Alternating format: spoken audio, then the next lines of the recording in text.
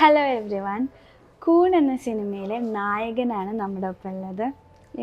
Welcome to Mapstic Media. എങ്ങനെയുണ്ട്, എന്തൊക്കെ വിശേഷം? റിലീസ് അതെ, ഒരു വലിയൊരു വിശേഷം. അതാണ് ഏറ്റവും വലിയ വിശേഷം. എങ്ങനെയാണ് നമ്മുടെ കൂൺ എന്ന സിനിമയിലോട്ട് വരുന്നത്? കൂൺ എന്ന സിനിമയിലേക്ക് വരുന്നത് ആക്ച്വലി ഞാൻ ഇതിനു മുമ്പ് അസിസ്റ്റന്റ് ഡയറക്ടറായിട്ട് വർക്ക് ചെയ്തിട്ടുണ്ട്. അതിനുശേഷം ആക്ടിങ് തന്നെയായിരുന്നു എൻ്റെ താല്പര്യം. അപ്പോൾ അവിടെ തന്നെ പിച്ച് ചെയ്യണമെന്നുള്ള ആഗ്രഹം. അപ്പോൾ അങ്ങനെ വന്നിട്ട് ഷോർട്ട് ഫിലിംസ് ചെയ്യുന്നുണ്ടായിരുന്നു. അപ്പോൾ അങ്ങനെ ഞാൻ ഈ സിനിമയുടെ കാസ്റ്റിംഗ് നടക്കുന്ന സമയത്ത് പാസ്റ്റ് പ്രസന്റ് ഫ്യൂച്ചർ എന്നൊരു ഷോർട്ട് ഫിലിം അത്യാവശ്യം നല്ല റീച്ച് ഉണ്ടായിരുന്നു. അത് കണ്ടിട്ടാണ് പ്രശാന്ത് എന്നെ കോൺടാക്ട് ചെയ്യുന്നത്. അപ്പോൾ ഈ ലൈക്ക് അസിസ്റ്റന്റ് ഡയറക്ടർ എന്ന് പറയുന്ന ഒരു പൊസിഷൻ സിനിമയിലോട്ട് വരണമെന്ന ആഗ്രഹം കൊണ്ട് ചെയ്തതാണോ, അതോ ഡയറക്ഷനും ഇഷ്ടമുള്ള? എനിക്ക് ആ സമയത്ത് ഞാൻ കയറിയത് തീർച്ചയായിട്ടും കിട്ടിയ ഓപ്പർച്യൂണിറ്റി എങ്ങനെയായിട്ടാണ് അങ്ങനെ അസിസ്റ്റന്റ് ഡയറക്ടർ. കാരണം ഇതെല്ലാം സിനിമയുടെ ഭാഗം തന്നെയാണ്. നമുക്ക് എന്തും കിട്ടിയാലും ആ സമയത്ത് ബോണസ് ആണ്. തീർച്ചയായിട്ടും ഡയറക്ടർ മോഹമുണ്ട്. അത് ഈ പറയുന്ന പോലെ ബൈ ഗോഡ്സ് ഗ്രേസ് എന്താ പറയുക, ഇപ്പോൾ രാജുവേട്ടനൊക്കെ ചെയ്ത പോലെ ആക്ടിങ്ങിൻ്റെ ഒരു നമ്മൾ നല്ലൊരു പ്രൂവ്ഡ് ആയതിനു ശേഷം നമുക്ക് ആ ഡയറക്ഷൻ ചെയ്യണമുണ്ട്. അത് ഡയറക്ടർ ആവാന്നുള്ളതിനേക്കാൾ ഉപരി ആ ഒരു പൊസിഷനുള്ള റെസ്പെക്റ്റാണ് അതിൻ്റെ മെയിൻ. കാരണം ഒരു മേക്കർ എന്ന് പറഞ്ഞു കഴിഞ്ഞാൽ അത് വല്ലാത്ത സംഭവമാണ്. അത് ചെയ്യുമ്പോഴേ മനസ്സിലാവുള്ളൂ. നമുക്കിപ്പോൾ പുറത്ത് നിന്നിട്ട് ആ ഡയറക്ടർ ഇത് ആർക്ക് അങ്ങനെയല്ല. നമ്മളൊരു സിനിമ ചെയ്യുമ്പോൾ ജനങ്ങൾ ഓർക്കണം, അതിൻ്റെ ഇഷ്ടപ്പെടണം, അത് പിന്നീടും ചർച്ച ചെയ്യണമെന്നുണ്ടെങ്കിൽ അത് നല്ലൊരു മേക്കർക്ക് മാത്രം പറ്റുന്ന കാര്യമാണ്. അല്ലാണ്ട് മറ്റേ ഒരു ചുമ്മാ ഒരു സുപ്രഭാതത്തിൽ വന്നിട്ട് ഡയറക്ടർ ആകാൻ പറ്റില്ല. നല്ല ഡയറക്ടർ ആകാൻ പറ്റില്ല. നമുക്ക് ടൈറ്റിൽ എഴുതാൻ ഡയറക്ടർ എന്ന് പറയുന്നത്. ബട്ട് ഈ പറയുന്ന പോലെ ആ പൊസിഷനുള്ള റെസ്പെക്റ്റ് കൊണ്ട് നമ്മൾ വ്യത്യസ്തമായ സിനിമകൾ ചെയ്യുക. കാരണം ഞാനിപ്പോൾ സിനിമ ചെയ്യുമ്പോൾ എനിക്ക് മറ്റുള്ള ആളുകൾ ചെയ്യുന്ന സിനിമയിലേക്ക് ചെയ്യേണ്ട കാര്യമില്ലല്ലോ. അപ്പോൾ അതുകൊണ്ട് എനിക്ക് ഇഷ്ടപ്പെട്ട പ്രേക്ഷകർ കാണാത്ത സിനിമകൾ ചെയ്യാനായിട്ടാണ് താല്പര്യം. ഇപ്പോൾ ഫസ്റ്റത്തെ ഒരു ക്യാരക്ടറാണ് ഈ കൂൺ എന്ന സിനിമയിൽ വരാൻ വന്നത്. ലൈക്ക് ആ ക്യാരക്ടറിനെ പറ്റി ഒന്ന് ബ്രീഫ് ചെയ്യുമ്പോൾ എങ്ങനെയുള്ളതാണ്? ക്യാരക്ടറിനെ സംബന്ധിച്ച് ഇതിൻ്റെ ഒരുപാട് കാര്യങ്ങൾ നമുക്ക് സിനിമയ്ക്ക് മുമ്പ് പറയാനുള്ള ഒരു ഇതില്ല. കാരണം തിയേറ്ററിൽ ഒന്ന് കാണുക എന്നുള്ളതാണ് ഇതിൻ്റെ സംഭവം. പക്ഷേ ഒരുപാട് സസ്പെൻസ് എലമെന്റ്സിനൊക്കെ ഉപരി ആസ് എ ന്യൂ കമർ എനിക്കിത് ഭയങ്കര ഒരു ചലഞ്ച് ചെയ്യാൻ. എനിക്ക് മാത്രമല്ല, ഇപ്പം നമ്മൾ ഈ സിനിമയുടെ ഒരു ക്യാരക്ടറിനെ പറ്റി പറയുമ്പോൾ ഒത്തിരി ഇമോഷണൽ ഏരിയാസ് ഒരു ആസ് ആൻ ആക്ടർ നമുക്ക് ടച്ച് ചെയ്യാൻ പറ്റിയൊരു സിനിമയാണ്. അതൊരു ഇപ്പോൾ ചിലപ്പോൾ ഒരു സിനിമയിൽ നമുക്ക് ദേഷ്യമായിരിക്കും കുറേ ഒരു ക്യാരക്ടറിൻ്റെ ഫുൾ ത്രൂ ഔട്ട്, ചിലപ്പോൾ കോമഡി ആയിരിക്കാം. ഇത് നമുക്ക് അത്യാവശ്യം ഒരു ഫൈറ്റ് ഒഴിച്ച് ബാക്കിയുള്ള ഒരുമാതിരിപ്പെട്ട ഏരിയയിലൊക്കെ നമുക്ക് ടച്ച് ചെയ്യാൻ പറ്റുന്നുണ്ട്. അതൊരു ആക്ടറെ സംബന്ധിച്ച് ഭയങ്കര ലക്കിയാണ്. ആ ഒരു കാര്യത്തിൽ ഒരു ഫസ്റ്റ് സിനിമയിൽ തന്നെ ഇച്ചിരി ഒരു പവർഫുള്ളായ ക്യാരക്ടർ കിട്ടിയത് ലക്കിയാണ്. കാരണം ഈ ഒരു ക്യാരക്ടറിനെ പറ്റി പറയുമ്പോൾ വളരെ സിമ്പിളായിട്ട് പറഞ്ഞാൽ ഒരേ സമയത്ത് നായകനുമാണ്, വേറൊരു ആംഗിളിൽ നോക്കുമ്പോൾ വില്ലനുമാണ്. ഇതൊരു ഹീറോ ഓറിയന്റഡ് സിനിമയാണെന്ന് വെച്ചാൽ തീർച്ചയായിട്ടും ഹീറോ ഓറിയന്റഡ് സിനിമയാണ്. ബട്ട് ഹീറോയിൻ ഓറിയന്റഡ് സിനിമയാണ്. അപ്പോൾ നമ്മളത് കണ്ടെങ്ങനെ അത് ഗ്രാസ്പ് ചെയ്യുന്നു എന്നുള്ളതനുസരിച്ചിരിക്കും. അതുകൊണ്ട് തന്നെ തീർച്ചയായിട്ടും വളരെ നമ്മൾ എന്താ പറയുക, ഞാൻ ജൂനിയർ ആർട്ടിസ്റ്റായിട്ടും വർക്ക് ചെയ്തുകൊണ്ടിരുന്ന ആളാണ്. അപ്പോൾ ഒരു 2010 സിനിമ എഞ്ചിനീയറിംഗ് കഴിഞ്ഞിട്ടാണ് സിനിമ വരുന്നത്. ഓൾമോസ്റ്റ് ഒരു 14 കൊല്ലത്തെ ഒരു എഫേർട്ടും വെയിറ്റ് ഒക്കെ ഉണ്ട്. അപ്പോൾ അതുകൊണ്ട് തന്നെ തീർച്ചയായിട്ടും നമ്മൾ വളരെ ഹാപ്പിയാണ്. പിന്നെ എല്ലാം ജനങ്ങളുടെ കയ്യിലാണ്. കാണുക എന്ന് മാത്രമേ നമുക്ക് പറയാൻ പറ്റുള്ളൂ. നമ്മുടെ ജോലി കഴിഞ്ഞു, അത് നിരാശപ്പെടുത്തില്ല എന്ന് മാത്രമേ നമുക്ക് പറയാൻ പറ്റുള്ളൂ. അതാണ് നമ്മുടെ വാക്ക്. അപ്പോൾ ഇപ്പോൾ പറഞ്ഞല്ലോ ഹീറോ ഓറിയൻറ്റഡ് ആണ്, ഹീറോയിൻ ഓറിയൻറ്റഡ് ആണെന്ന്. ഇപ്പോൾ ഈ റീസെൻ്റ്ലി ഇറങ്ങിയ മിക്ക മൂവീസും ഹീറോയിൻ ഓറിയൻറ്റഡ് അല്ല, അല്ലെങ്കിൽ ഫീമെയിൽ ഓറിയൻറ്റഡ് അല്ല എന്ന് പറഞ്ഞിട്ട് കുറേ എന്താ ഡിസ്കഷനും എല്ലാം നടത്തുന്നുണ്ട്. അപ്പോൾ ഈ ഒരു മൂവി അതിൽ നിന്ന് വ്യത്യാസമാണെന്നാണോ തോന്നിയിട്ടുള്ളത്? ലൈക്ക് രണ്ടുപേർക്ക് ഈക്വലി പൊതുവെ നോക്കുമ്പോൾ നമുക്ക് ഫീമെയിലിന് ഒരു അങ്ങനെ ഒരു ഈക്വൽ ഇമ്പോർട്ടൻസ് കൊടുക്കാറ് ഇല്ലല്ലോ. എന്താ പറയുക, അത് ശരിക്കും നമുക്ക് പറയാൻ പറ്റുന്ന വെച്ചാൽ ഒരു സ്ക്രിപ്റ്റ് ഡിമാൻഡ് ചെയ്യണ എല്ലാ കാര്യങ്ങളും ഇവിടെ നടക്കുന്നുണ്ട്. ഇപ്പം ഞാൻ പറഞ്ഞ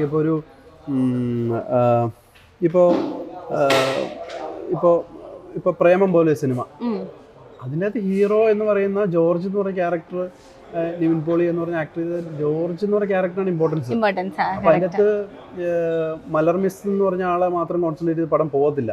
അപ്പോൾ ഒരു സ്ക്രിപ്റ്റ് ഡിമാൻഡ് ചെയ്യുന്ന ഒരു ഇപ്പോൾ ഞാൻ പറയാം, ഇപ്പോൾ സൗബിനൊക്കെ അതിൻ്റെ അകത്ത് ചെയ്തേക്കണ കുറച്ച് സീനുള്ളൂ. പക്ഷെ അദ്ദേഹത്തിൻ്റെ സ്പേസ് നോക്കി കഴിഞ്ഞാൽ അദ്ദേഹത്തിന് വാല്യൂ ഉണ്ട്.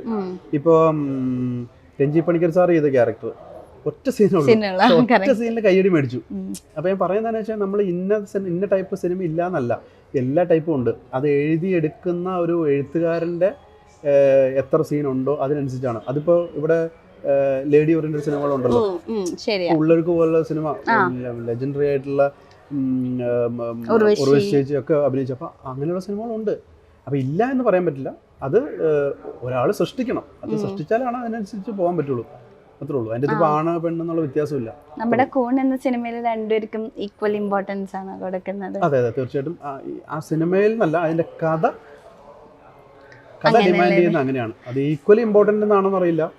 ഇപ്പം ഞാൻ പറയുന്നത് ഹീറോയുടെ വ്യൂ പോയിന്റിലൂടെയാണ് ആ സിനിമ പറയുന്നതെങ്കിൽ അത് ചിലപ്പോൾ ഹീറോ ഓറിയന്റഡ് സിനിമ എന്ന് പറയും. അപ്പോൾ അതിന് ഹീറോയിൻ ഇമ്പോർട്ടൻസ് ഇല്ല എന്നല്ല അതിൻ്റെ അർത്ഥം.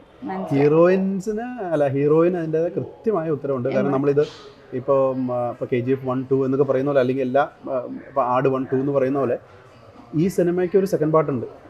നമ്മൾ നെക്സ്റ്റ് പാർട്ടിലേക്കുള്ള ലീഡിട്ടാണ് ഈ സിനിമ നിർത്തിയേക്കുന്നത്. അപ്പോൾ അത് ഡിമാൻഡ് ചെയ്ത് ഈ സിനിമ കൊടുത്തിട്ടുണ്ട്. പിന്നെ ഇതിൻ്റെ അകത്ത് ഇപ്പോൾ കാണുമ്പോൾ എന്തെങ്കിലും ഫോർ എക്സാമ്പിൾ ഒരു ലോജിക്കൽ എററോ ഒരു ഡൈജസ്റ്റ് ആവാത്ത എന്തെങ്കിലും ഉണ്ടെങ്കിൽ നമുക്ക് ഇത്ര പറയാനുള്ളൂ, അത് നെക്സ്റ്റ് പാർട്ടിൽ നമുക്ക് കാണിക്കാൻ പറ്റുള്ളൂ. അത് ചിലപ്പോൾ അത് മാത്രം നമ്മൾ കട്ട് ചെയ്തെടുത്തു കഴിഞ്ഞാൽ ചിലപ്പോൾ സിനിമയുടെ ഒരു അല്ല അയ്യോ ഇത് മറ്റേ എന്നാ പറഞ്ഞ എന്തെങ്കിലും എറർ ആയിരിക്കും എന്ന് വേണമെങ്കിൽ പറയാൻ പറ്റും, അല്ലെങ്കിൽ ലോജിക്കൽ എറർ എന്നൊക്കെ പറയാൻ പറ്റും. ബട്ട് അതിനുള്ള ഉത്തരം നമുക്കിപ്പോൾ കൊടുക്കാൻ പറ്റില്ല, സെക്കൻഡ് പാർട്ടിലേക്ക് കൊടുക്കാൻ പറ്റുള്ളൂ. അപ്പോൾ അതുകൊണ്ട് കുറച്ച് കാര്യങ്ങൾ ചിലപ്പോൾ മനസ്സിലാവാണ്ടിരിക്കാം, അത് സെക്കൻഡ് പാർട്ടിലാണ് നമുക്ക് പറയാൻ പറ്റുള്ളൂ. അപ്പൊ ആദ്യം തന്നെ പറയുന്നത് കുറെ നൂലാപാലകളുള്ള കുറച്ച് അനാവശ്യമായ ട്വിസ്റ്റ് എന്നല്ല പറഞ്ഞത്, ബട്ട് ആ കഥ എന്താണ് ഡിമാൻഡ് ചെയ്യുന്നത് ആ രീതിയിലുള്ള ട്വിസ്റ്റ് ഒക്കെ കൊടുത്തേക്കണം. അതിപ്പോൾ നമ്മുടെ ഡയറക്ടറും സ്ക്രിപ്റ്റ് റൈറ്ററും അങ്ങനെ ഒരു സിനിമയാണ് പ്ലാൻ ചെയ്തത്. നമ്മളിപ്പോൾ ഇതിൻ്റെ അകത്ത് ഒരു സിനിമ ശ്രദ്ധിക്കാൻ വേണ്ടി ഒരു 2 ഫൈറ്റ് ആഡ് ചെയ്തേക്കാം, അങ്ങനെയില്ല. അപ്പോൾ ഫൈറ്റ് വേണമെന്ന് വെച്ചാൽ ഫൈറ്റ് അത് ഡിമാൻഡ് ചെയ്യണമെങ്കിൽ ഫൈറ്റ് വേണ്ട, അപ്പോൾ അത്രേ ഉള്ളൂ. പിന്നെ ഇതിൻ്റെ ആകെ പറയാൻ പറ്റുന്ന കുറച്ച് കാര്യങ്ങളുടെ ഒരു ആൻസർ എന്താ പറയാ നമുക്ക് നെക്സ്റ്റ് പാർട്ടിൽ മാത്രം സെക്കൻഡ് പാർട്ട് സംഭവിക്കാണ്ട് വെയിറ്റ് ചെയ്ത്. അപ്പോൾ ഈ മൂവി എടുത്തത് കൊറോണ ടൈമിലാണ് കേട്ടോ. അപ്പൊ അത് ഏറ്റവും കൂടുതൽ ഡയറക്ടർ സാർ പറഞ്ഞു ഏറ്റവും കൂടുതൽ എഫക്ട് ചെയ്തത് ലിമനെയാണെന്ന്. എങ്ങനെയുണ്ടായിരുന്നു ആ ഒരു പീരീഡ്? എന്താണെന്ന് വെച്ചാൽ നമ്മുടെ അതൊക്കെ വലിയൊരു ഭയങ്കര ഒരു ഇപ്പൊ പറയുമ്പോൾ രസമാണെങ്കിലും നമ്മൾ ഭയങ്കര ടെൻഷൻ അടിച്ച മൊമെന്റ്. കാരണം നമ്മൾ ഓൾമോസ്റ്റ് എല്ലാവരും ഒരു ഫ്ലാറ്റിലാണ് 2 മാസം താമസിച്ചത്. കാരണം കൊറോണയുടെ ഇഷ്യൂ ഉണ്ട്, നമുക്ക് ഷൂട്ടിംഗ് പെർമിഷന്റെ പ്രശ്നമുണ്ട്. അപ്പോൾ നമ്മൾക്ക് കൊറോണ വരാതിരിക്കുക എന്നുള്ളതൊരു നമ്മൾ പ്രാർത്ഥിക്കുക. കാരണം സിനിമ കാരണം നമുക്കിത് ഇപ്പം എന്നെ സംബന്ധിച്ച് ഞാനൊരു നല്ല ക്യാരക്ടർ കിട്ടാൻ വേണ്ടി വിശന്നിരിക്കുന്ന ആളാണ്. അപ്പോൾ എനിക്കതൊരു സാധനം കിട്ടിയപ്പോൾ അത് പൂർത്തീകരിക്കാനുള്ള ഒരു ഫുള്ളി നമ്മളിങ്ങനെ ചില്ലായിട്ട് നിൽക്കുക, നമ്മളെ അങ്ങ് ചാടി നിൽക്കുക. അപ്പോൾ ഈ സിനിമയുടെ ഷൂട്ടിൻ്റെ ഫസ്റ്റ് ദിവസം ഞങ്ങൾ പത്തനംതിട്ട ഷൂട്ടിൽ വന്നപ്പോൾ അസോസിയേറ്റ് ക്യാമറമാനെ കോവിഡായിട്ട് പടം വന്ന് പാക്കപ്പായി ഞങ്ങൾ തിരിച്ച് റൂമിലേക്ക് വരിക. അപ്പോൾ സ്വാഭാവികമായിട്ടും അവിടെ നിന്ന് പിന്നെ ഓരോരുത്തർക്ക് പിടിക്കാൻ തുടങ്ങി. അപ്പോൾ നമ്മൾ ഓരോരുത്തരും മെൻ്റലി ഭയങ്കര ഡൗൺ ആവുക.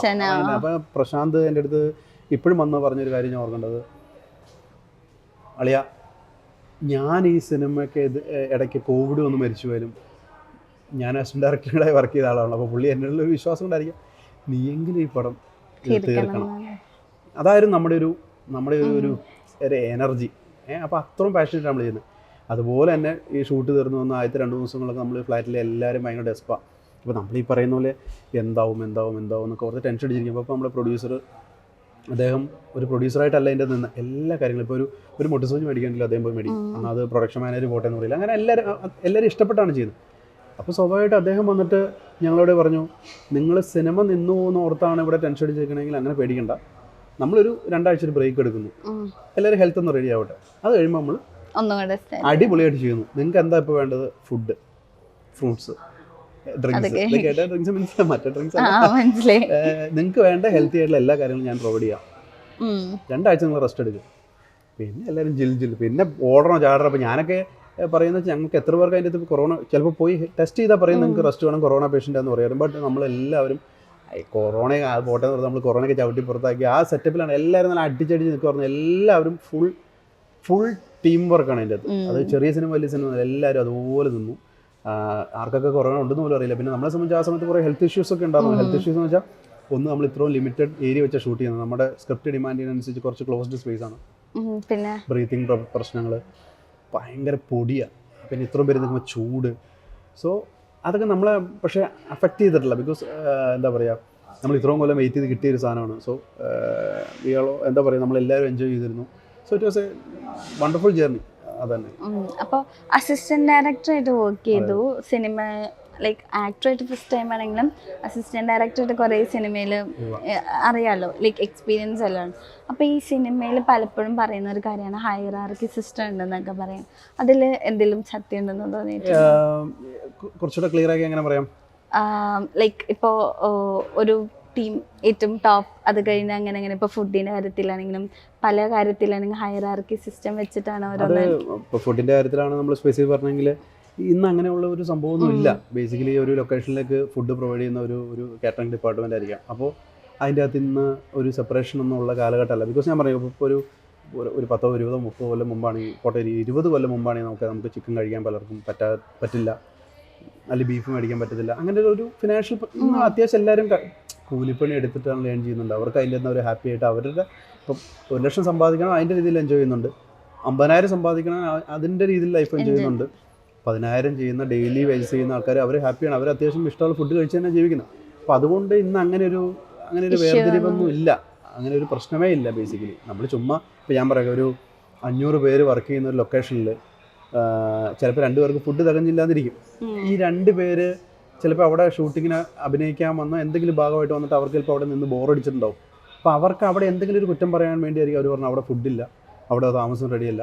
ഇപ്പോൾ എന്നെ സംബന്ധിച്ച് ഞാൻ പറയുകയാണെങ്കിൽ എനിക്കൊരു അവസരം കിട്ടാൻ വേണ്ടിയാണ് ഞാൻ അവിടെ നടക്കുന്നതെങ്കിൽ എനിക്ക് ഫുഡൊന്നും ഒരു പ്രശ്നമല്ല. ഈ പറയുന്ന ഒരു 150 രൂപയുടെ ബിരിയാണി ഒന്നും എന്നെ സംബന്ധിച്ചൊരു മാറ്റർ അല്ല.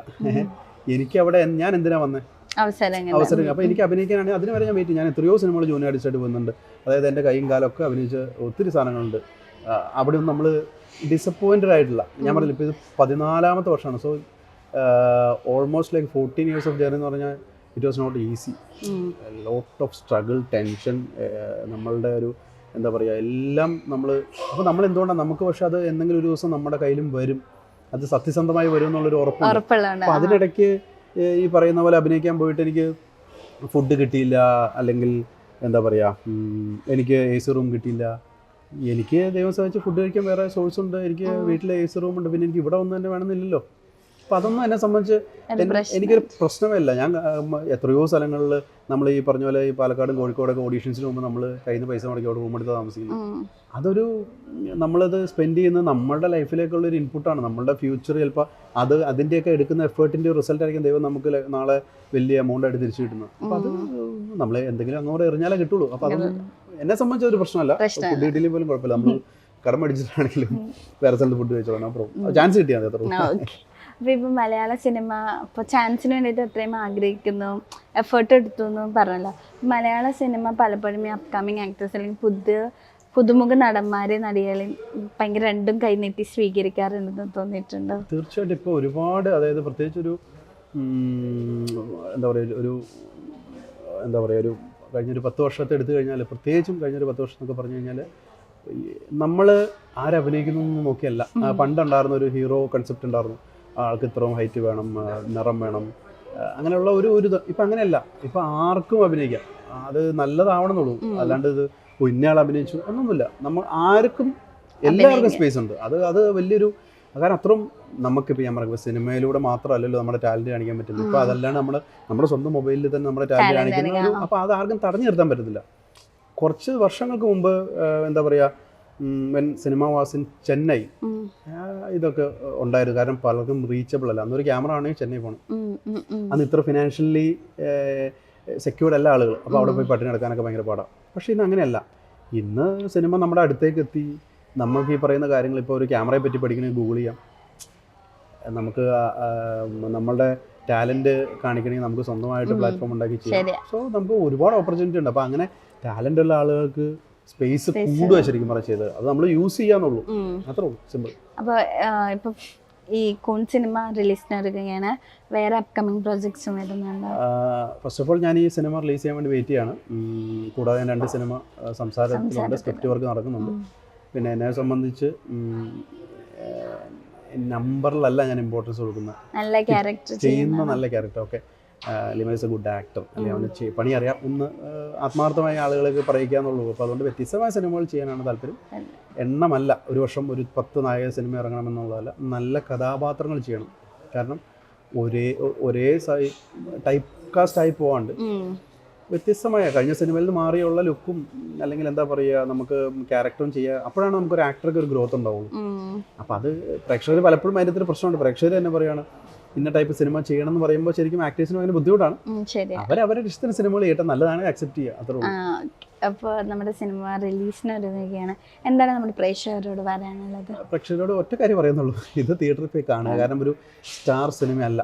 അപ്പോൾ ഞാൻ ഈ സംസാരിക്കുന്ന എൻ്റെ വാല്യൂ ഒരു വലിയ സീറോ ആണ് ഏറ്റവും കൂടുതൽ മനസ്സിലാക്കുന്നത് ഞാൻ.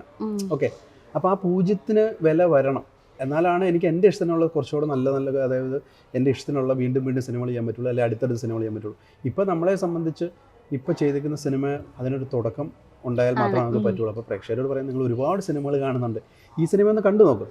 ഈ സിനിമ കണ്ടിട്ട് നിങ്ങളുടെ പൈസ പോകുന്നൊരു സിനിമയായിട്ട് ഞങ്ങൾ ഒരിക്കലും പറയുന്നില്ല. നിങ്ങൾക്ക് കൊടുക്കുന്ന പൈസയ്ക്ക്, അതായത് ഈ കഥ എന്താണെന്ന് ഞാൻ പറഞ്ഞാൽ, ഇത് കണ്ടിട്ട് ചിരിച്ചു മറിഞ്ഞു വരാമെന്നല്ല ഞാൻ പറയുന്നത്. ഇത് എന്താ പറയുക, ഈ സ്ക്രിപ്റ്റ് ഡിമാൻഡ് ചെയ്യുന്ന ഒരു ഓഡിയൻസ് ഉണ്ട്, അല്ലെങ്കിൽ ഈ സ്ക്രിപ്റ്റ് മെയിൻ ചെയ്യുന്ന ഒരു ടൈപ്പ് ഓഫ് ഓഡിയൻസ് ഉണ്ട്, അല്ല ആ ആളുകളെ ഇത് സാറ്റിസ്ഫൈഡ് ചെയ്യും. അപ്പോൾ ഇത് നിങ്ങളൊന്ന്, ഞാൻ പറയുന്നത് നിങ്ങളത് കണ്ടു നോക്ക്, കണ്ടിട്ട് അതിന് ഗുണമുണ്ടെന്നുണ്ടെങ്കിൽ ഞങ്ങളൊന്ന് സപ്പോർട്ട് ചെയ്ത് തരിക. തീർച്ചയായിട്ടും ഇത് കൂടാണ്ട് അണിയറയിൽ ഒരുപാട് പ്രൊജക്റ്റുകളോ അല്ലെങ്കിൽ നമുക്ക് അതിലേക്കുള്ള ഒരു ഫ്യൂവലാണ്. അപ്പോൾ ആ ഫ്യൂവൽ എന്ന് തന്നാൽ അടിപൊളി സിനിമകളായിട്ട് വീണ്ടും വീണ്ടും വന്നുകൊണ്ടിരിക്കുക. പറഞ്ഞ പോലെ തന്നെ സിനിമയാണെങ്കിലും ഇപ്പോൾ നിങ്ങളുടെ ലൈഫിലാണെങ്കിലും നല്ല നല്ല വിജയങ്ങൾ വരട്ടെ എന്ന് ആശംസിക്കുന്നു. Thank you so much.